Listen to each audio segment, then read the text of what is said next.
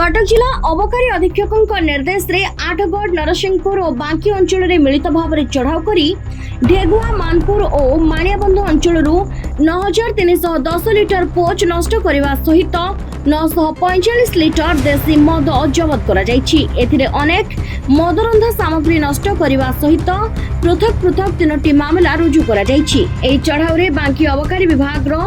अधिकारी सौम्यरंजन माझी और एसआई निर्मल कुमार बेहरा, आठगढ़ अबकारी विभाग अधिकारी अरुण भई और